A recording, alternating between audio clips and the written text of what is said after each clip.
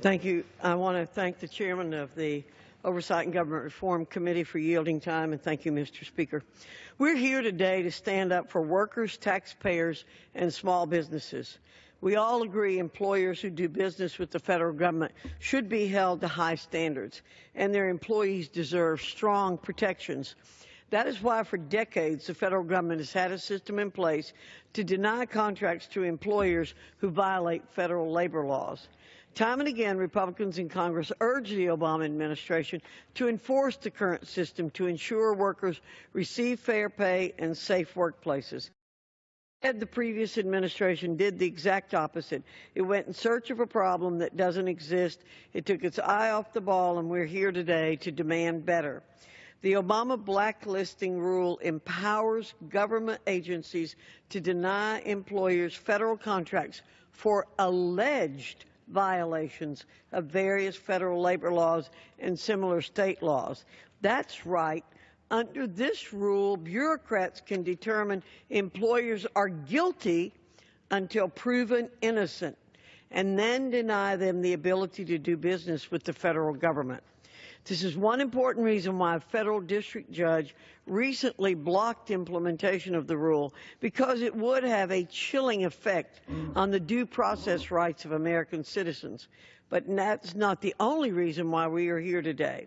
Rather than streamline the procurement process to better protect taxpayers and workers, the Obama administration added new layers of red tape onto a system plagued by delays and inefficiencies.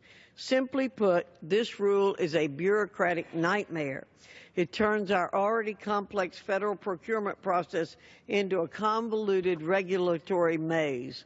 Despite what our Democrat colleagues will claim, this rule will actually hurt workers by making a system designed for their protection less efficient. Law-abiding small business owners, the backbone of our nation's economy, will be less inclined to bid on federal contracts.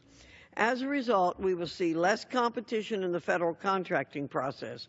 With less competition, hard-working taxpayers will be forced to pay more for goods and services provided to the U.S. government.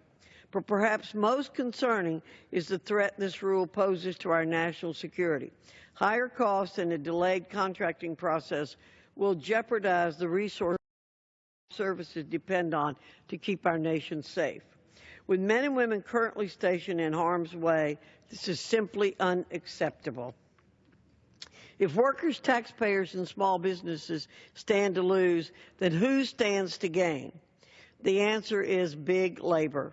Union leaders often file frivolous legal complaints to gain leverage against employers.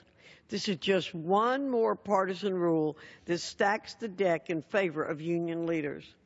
The facts are clear. This rule is fatally flawed.